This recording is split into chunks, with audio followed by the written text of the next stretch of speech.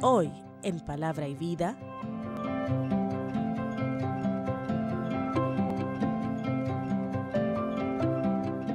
bien, pues vamos acabado el libro de Ruth. Ahora vamos a entrar en esta secuencia de 1-2 Samuel, 1-2 Reyes, 1-2 Crónicas.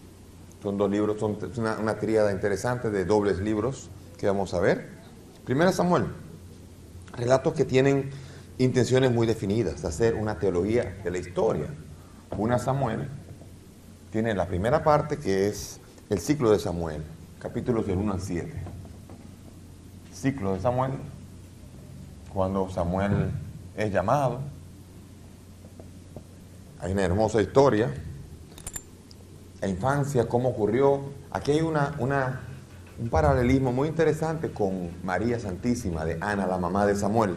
Ana no podía tener hijos y entonces pidió y fue al templo e hizo un cántico. El cántico del capítulo 2, si lo leen bien y lo comparan, es muy parecido al cántico de María. Y vamos nosotros entonces a verlo. Ana dijo: mi corazón se exalta en Yahvé, mi cuerno se levanta en Dios, mi boca se dilata contra mis enemigos, porque me he gozado en su auxilio. No hay santo como Yahvé, no multipliquen palabras altaneras, no salga de su boca la arrogancia. Dios es sabiduría, es Yahvé, suyo es juzgar las acciones. Entonces aquí dice: levanta del polvo al humilde, versículo 8, alza del muladar al indigente, para hacerle sentar junto a los nobles y darle en heredad trono. Parece en algunos rasgos igualito al cántico de María, magnífica. Y aquí vamos a ver la historia de Elí. Elí, el sacerdote del templo, que tiene unos hijos que son haraganes, que no son piadosos para nada, son descuidados. Y entonces, sin embargo, le nace a Ana, le nace a Samuel y lo deja en el templo, allá junto a Elí. En el capítulo 3 hay uno de los pasajes más hermosos y entrañables, que es la llamada a Samuel. Samuel está durmiendo, oye la voz: Samuel, Samuel. Y él cree que es Elí y sale 3 veces a buscar: dime. Y entonces dice que todavía no distinguía la voz del Señor. Esta historia es bellísima porque al final Elí se da cuenta, Elí, que no es un sacerdote muy devoto y sus hijos menos todavía, pero se da cuenta que Dios le está hablando. Se da cuenta que Samuel es alguien grande. En este ciclo, que Samuel ahora va a jugar un papel importante después de los jueces, Samuel va a aglutinar todo el mundo de Israel y es el que va a ungir a los reyes. Va a tener una autoridad espiritual y moral enorme en todo el pueblo de Israel. Y por esto aquí Elí se da cuenta y le dice: no, cuando oiga la voz, di: habla, Señor, tu siervo escucho. Y escuchó la voz del Señor, escuchó la llamada. Y Samuel aprendió a distinguir la voz de Dios. Y él fue el juez que aglutinó a todos los jueces, y el liberador y el que encaminó al pueblo de Israel. Después de esto, en el capítulo 8, va a pedir Dios a un rey. El pueblo va a pedir a un rey. Entonces viene el ciclo de Samuel y Saúl. El pueblo le pide un rey, capítulo 8. Danos un rey. Eso disgustó al Señor que dice: pero si yo soy el rey. Aquí viene un dilema en donde el pueblo de Israel estaba envidioso porque todos los demás le dicen: ¿y tú? ¿Cuál es tu rey? No, nuestro rey es el Señor de los ejércitos. Y dice: ¿cuál? Yo tengo rey. Tenemos rey. Y todos los pueblos tienen reyes.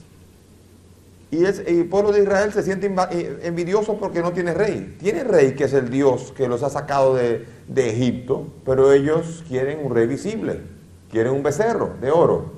Quieren cosas visibles. Prefieren cosas tangibles, aunque no sean omnipotentes. Prefieren lo limitado. Hacerse un Dios a su manera. Y así Saúl es el que es consagrado. Capítulo 9, en el 10, y así comienza a ver todo el punto en donde Saúl comienza a manifestarse y finalmente va a ser rechazado por el Señor.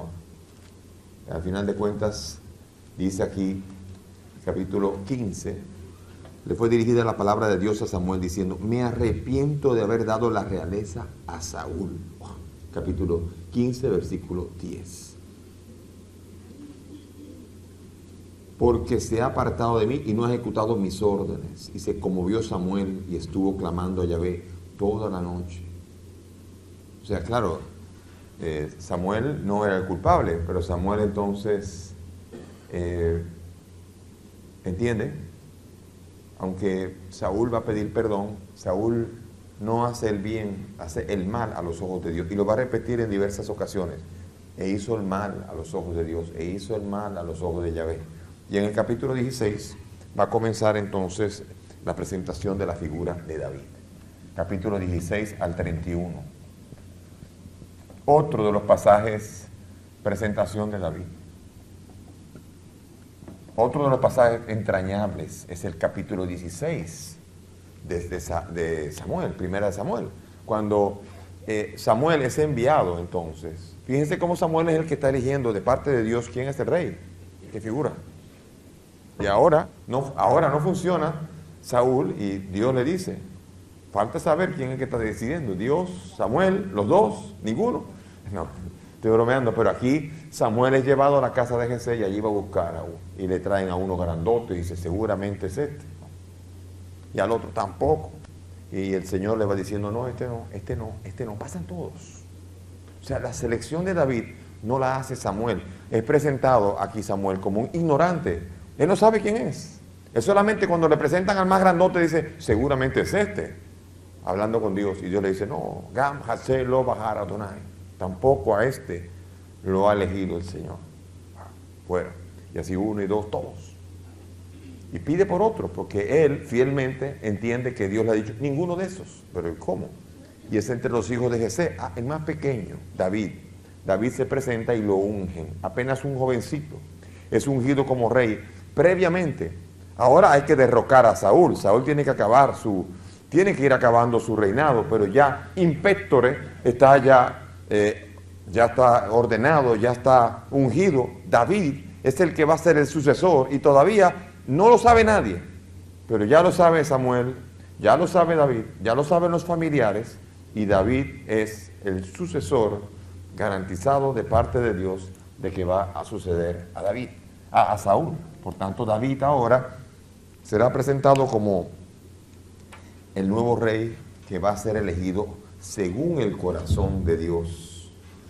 No recuerdo ahora dónde está esa frase, pero recuerdo que dice, me voy a elegir un Dios según mi corazón. Entonces, primera Samuel es una preparación para entonces desarrollar todo lo que va a ser la figura del rey David, la segunda de Samuel. Segunda de Samuel va a ser el libro por excelencia que cuando uno quiera buscar de la vida de David, no de la unción y de la preparación, sino de la vida de David, entonces Samuel dedica una parte a Saúl y a el derrocamiento de Saúl y después la figura de David. Ese es en lo que consiste la figura de Samuel. El profeta Samuel será presentado como uno de los profetas más amados, más respetados dentro de lo que va a ser la tradición de Israel. Aquí entonces en el libro segundo, vamos a verlo aquí, hay una estructura, capítulo 1, lamentos por Saúl, capítulos del 2 al 6, David rey. Vamos a ponerlo un poco más.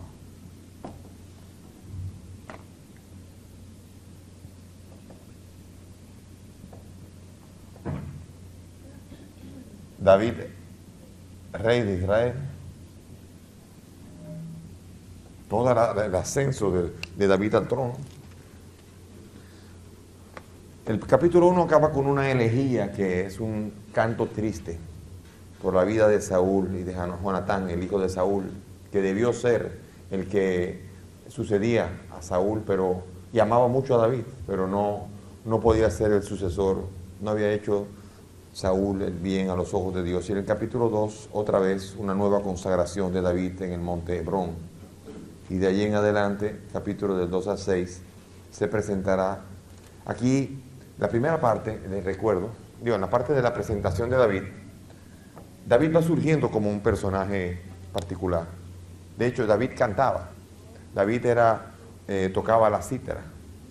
Y Saúl encontró a David como alguien que cuando había un espíritu que atormentaba a Saúl. Y que cuando él veía que David tocaba la cítara, el espíritu se alejaba.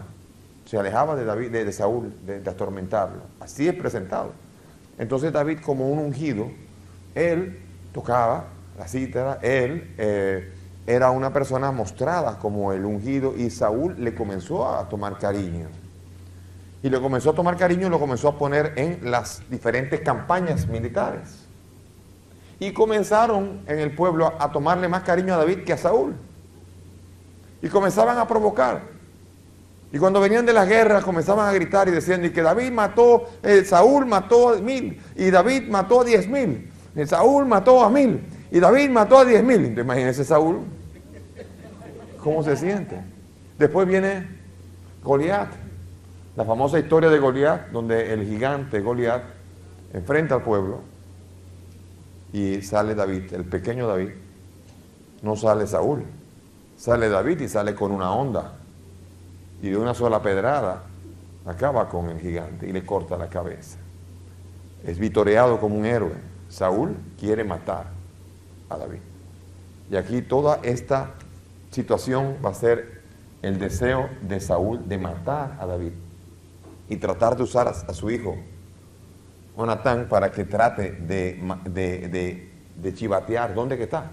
Sin embargo, Jonatán, un amigo entrañable, amado de David, se amaban profundamente, eran profundamente amigos, jamás hizo eso. Y David también respetó a Saúl, pudiendo haberlo matado, jamás quiso tocar al rey de Israel. No podía tomar el trono matando al rey de David, al rey de Israel, que en ese momento legalmente era Saúl. Hasta que Saúl no desapareciera de la escena, no podía tomar sucesión entonces David. Por eso del capítulo 2 en adelante va a ser los inicios. Y aquí en el capítulo 7 va a haber una profecía. Aquí va a haber unos capítulos que son muy densos. Capítulos del 7 al 12.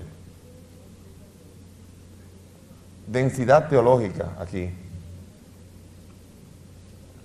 Relatos con densidad teológica intensa. Uno de ellos va a ser aquí en el capítulo 7, la profecía de Natán. Una gran promesa. Natán se estableció en la casa, le concedió paz. Aquella misma noche vino la palabra de Dios. Capítulo 7, versículo 4. Vino la palabra de Dios a Natán diciendo, ve y di a mi siervo David, esto dice Yahvé, ¿me vas a edificar tú una casa para que yo la habite? No he habitado en una casa desde el día en que hice subir a los israelitas de Egipto hasta el día de hoy, sino que he ido de un lado para otro en una tienda, en un refugio. En todo el tiempo que he caminado entre los israelitas, ¿he dicho acaso a uno de los jueces de Israel, a los que le mandé que apacentaran a mi pueblo, por qué no me edifican una casa de cedro? Ahora pues esto dice a mi siervo David, así habla Yahvé, yo he tomado del pastizal de detrás del rebaño para que seas caudillo de mi pueblo, he estado contigo donde quiera, he eliminado de delante de ti a todos tus enemigos y voy a hacerte un nombre grande como el nombre de los grandes de la tierra. Fijaré un lugar a mi pueblo Israel y lo plantaré allí para que more en él. No será ya perturbado y los malhechores no seguirán oprimiéndole como antes. En el tiempo en que instituí los jueces en mi pueblo Israel, le daré la paz con todos sus enemigos. Yahvé te anuncia que te edificará una casa. Y cuando tus días se hayan cumplido y te acuestes con tus padres, afirmaré después de ti la descendencia que saldrá de tus entrañas y consolidaré el trono de la realeza. Él, ese descendiente, constituirá una casa para mi nombre y yo consideraré el trono de su realeza para siempre. Para siempre. Yo seré el padre, yo seré para el padre y él será para mi hijo. Y si hace mal, le castigaré con vara de hombres y con golpes de hombres. Pero no apartaré de él mi amor como lo aparté de Saúl, a quien quité delante de mí. Tu casa y tu reino permanecerán para siempre ante mí, y tu trono estará firme eternamente. Es una promesa de eternidad que viene de la descendencia. David pasa a ser uno de los más emblemáticos dentro de el pueblo de Israel, que aún en el moderno Israel, David va a ser el símbolo que va a evocar un rey conforme al corazón de Dios. Y nosotros, los cristianos, sabemos que de esa descendencia sería, según dice 2 Samuel 7, vendría un caudillo que iba a gobernar sobre la casa de Israel por toda la eternidad. Ya se acabaron los reyes, pero el rey sigue, porque ese rey es Jesucristo, y en Jesucristo se cumple otra de las tantas promesas de las que hemos hablado, en las que cada una de esas promesas encuentra en Cristo su plenitud. Aquí va a haber también problemas. David va a pecar, capítulo 11 y 12. Va a haber una novela de suspense, donde en el capítulo 10, en el capítulo 11, un atardecer se levantó de su lecho y se paseaba por el terrado de la casa, y vio a una mujer. Anda, la porra, se estaba bañando, muy hermosa. La deseó. Dios le corrigió a través del profeta Natán en el capítulo 12. Fuerza, porque ese hijo que nació murió, y nacerá otro que se va a llamar Salomón. Pero ese hijo no puede ser el heredero auténtico de un trono eterno. Ese debía morir, el hijo del adulterio. Entonces, otro de los hijos de David se va a rebelar, 13:20. En realidad, había otro, la revuelta de Absalón. Absalón es el hijo que le habría tocado ser el rey de Israel, el primer descendiente. Absalón no era visto con buenos ojos de parte de Dios. Se rebeló, le hizo guerra a su padre. Y fueron largos capítulos, en donde finalmente, aquí es otro de los capítulos donde uno dice, David no quería pelear con su hijo, lo amaba, era su hijo amado, Absalón. Y finalmente fueron los que amaban también a David, que vieron que este hombre o iba a matar a David o iba a haber problemas, y ellos mismos se encargaron de matar a Absalón. Lo mataron y después dijeron, bueno, se tropezó, ¿usted sabe? Y todo el mundo lo lloró, pero le hicieron un favor a David. Acabaron con Absalón, porque Absalón definitivamente o iba a acabar con David o iba a acabar con todo. Lean las travesuras de Absalón aquí. Pasó trabajo entender quién tenía que ser el auténtico sucesor del trono de David. Y entonces va a haber un apéndice que va a explicar, así como en este explicaba la presentación de David, este va a ser un apéndice que explicaba donde presentaba la aparición de Salomón. Apéndice presentación Salomón. Salomón va a ser el hijo de David que va a seguir en el trono. Todo el mundo pensaba que él iba a ser el ungido. De tu descendencia, todo el mundo dice, del directo. Salomón fue un hombre profundamente sabio. Todo el mundo pensaba que podía ser el ungido. Por el contrario, Salomón acabó mal. Comenzó lleno de sabiduría, su reinado lo llevó a su máximo esplendor. Sin embargo, acabó de malas maneras, yendo detrás de los dioses de todas las mujeres que había tenido. ¿Sabías que? La Biblia de Gutenberg es también conocida como la Biblia de 42 líneas o Biblia de Mazarino. Es una versión impresa de la Vulgata que fue impresa por Johannes Gutenberg en Maguncia, Alemania, en el siglo XV. Ya regresamos.